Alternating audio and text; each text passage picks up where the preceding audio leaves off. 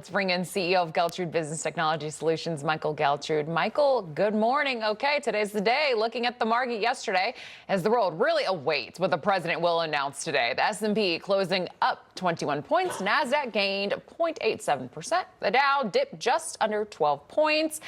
Michael, what was your takeaway from yesterday's final numbers? I think the key word here is uncertainty. Investors out there just really aren't sure what the news is going to be today.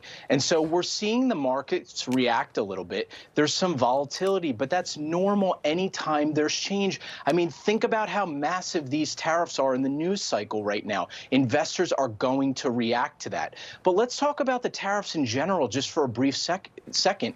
Reciprocal tariffs make sense. If another country taxes us at 100%, why shouldn't we be doing the same? It only is fair. And investors here will notice there's some choppy waters going on.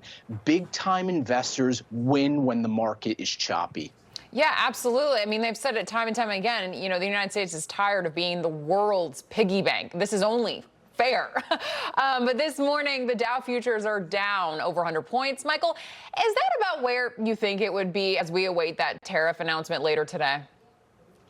Yeah, overall, I think it's pretty reasonable. We're talking only about not even a 1% decrease since yesterday. And as I mentioned before, this is massive change we're seeing here. I mean, something like this has probably never been done before. But let's not forget, just 5 years ago, the American economy survived a global pandemic where essentially the entire economy was shut down. If we can make it through that, we can make it through anything. And President Trump was elected to make change. He is now in his second term. He's not necessarily worried about a re-election. He's going to do what he thinks is best for the market, especially in the long term.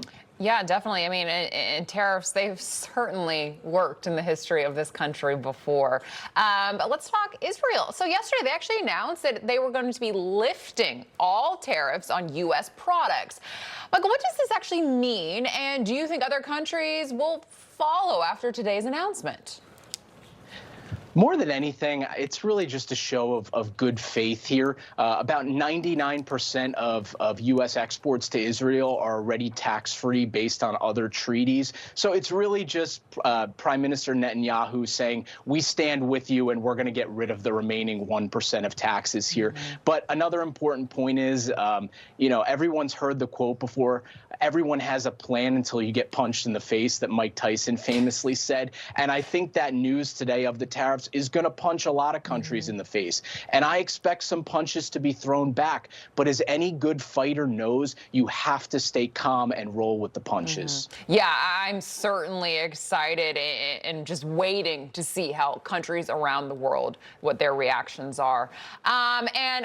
Michael, we have to talk about how NewsMax is doing since our network went public Monday.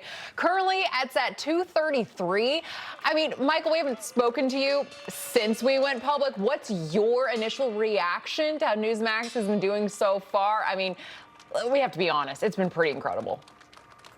Yeah, I think incredible is a great word to use here. It's exciting. It's groundbreaking. You're talking about being up 2,200% over the last 2 days. That would mean that if you invested $1,000, you'd now have $22,000. That's a pretty good return on investment. So I think NewsMax is really proving that there's still a demand for cable news. I know we heard a lot in this last election cycle about how things are changing, but a lot is still remaining the same, and a lot of money was made out there over the last few days, and I hope some of the viewers out there made money off of that as well. Yes, definitely.